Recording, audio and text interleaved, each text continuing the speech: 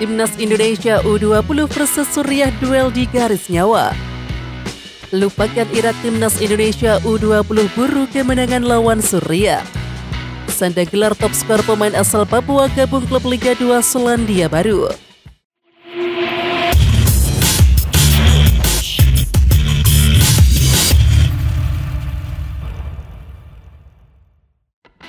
Timnas Indonesia U20 telah melupakan kekalahan dari Irak di laga pembuka grup A Piala Asia U20. Skuad arahan Sintayong kini memburu kemenangan atas Suriah. Niko mengaku rekan setimnya telah mendapatkan pelajaran berharga dari Irak. Hasil negatif akan dimanfaatkan untuk berbenah untuk menatap laga berikutnya. Evaluasi buat kedepannya harus benahi passing juga.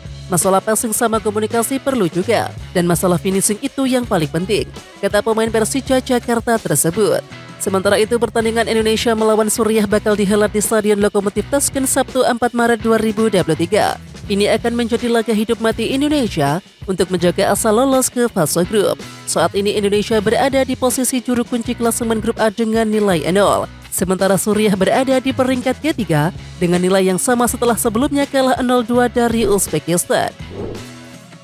Sintayong memiliki pekerjaan rumah yang cukup banyak sebelum berhadapan dengan timnas Suriah U20 yang berambisi melumat skuad Garuda Nusantara di matchday kedua Piala Asia U20. Kalah merupakan hasil terburuk dan kemungkinan Hoki Caraka dan kawan-kawan angkat kober lebih cepat dari kompatriotnya yang sama-sama dari Asia Tenggara yakni Vietnam. Suriah U20 tentu memiliki ambisi besar dalam pertemuan tersebut.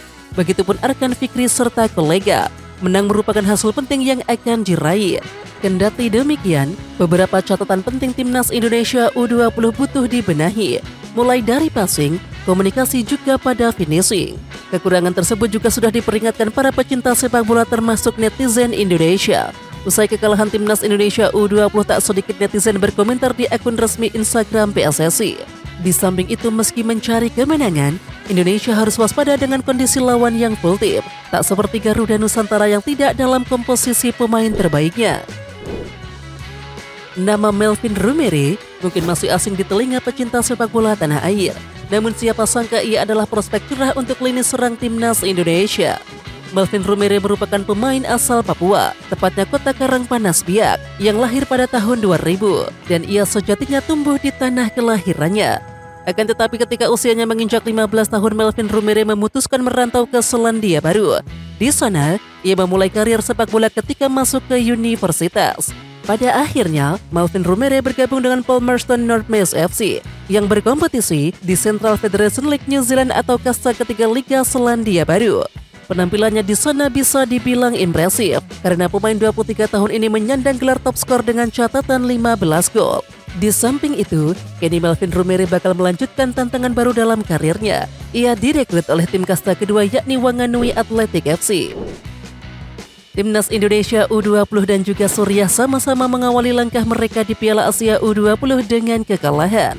Timnas Indonesia U20 kalah dengan skor 0-2 dari Irak, sedangkan Suriah tumbang 0-2 di hadapan tuan rumah Uzbekistan.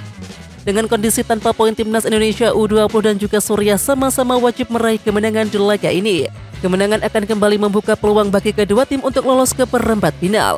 Sedangkan kekalahan bakal membuat persentase Timnas Indonesia U20 dan juga Suriah untuk lolos semakin kecil. Bahkan peluang untuk lolos bisa jadi musnah bagi tim yang kalah andai di laga lain, Uzbekistan dan juga Irak berakhir dengan imbang. Sementara itu, khusus untuk Timnas Indonesia U20 sejumlah perbaikan mutlak dilakukan. Hal paling mendesak adalah masalah penyelesaian akhir. Nyatanya, pemain-pemain Timnas Indonesia U20 kurang tenang dan juga kurang tajam dalam memanfaatkan peluang. Alhasil mereka kalah karena Irak lebih efisien dalam memaksimalkan kesempatan yang mereka miliki. Direktur Teknik PSSI Indra Safri berharap pemain keturunan yang dalam proses naturalisasi bisa segera bergabung dengan skuad Garuda Nusantara. PSSI memproyeksikan pemain seperti Iver Jenner, Rafael Struijk dan juga Jason Hapner sudah menjadi WNI untuk dipersiapkan di Piala Dunia U20. Sementara itu, Indra Safri mengemukakan bahwa memang di Piala Asia U20 ini pemain muda Indonesia diminta lebih banyak belajar saat bertemu dengan tim-tim besar kelas Asia. Sehingga mental mereka cukup kuat saat menghadapi lawan di Piala Dunia U20 yang bergulir pada Mei 2023 mendatang. Indra Safri tak menampik bahwa sebelum keberangkatan skuad Garuda Nusantara di bawah asuhan Sintayong, mereka berbicara banyak terkait turnamen tersebut. Saya tidak melihat soal hasilnya bagaimana. Sebelum mereka berangkat, saya berdiskusi dengan Coach Shin Tae-yong. Kita ingin melihat sejauh mana kualitas pemain muda ini, terang Indra Safri. Indra Safri paham bahwa hasil tak membahagiakan akan diterima skuad Garuda Nusantara saat turnamen Piala Asia U20. Kendati begitu, dirinya berharap semua pemain bisa bergabung setelah Piala Asia U20 usai. Dalam penyelenggaraan Piala Asia U20 2023, ajang yang menjadi kualifikasi Piala Dunia U20 2023 itu menuai banyak kritikan dari segi fasilitas.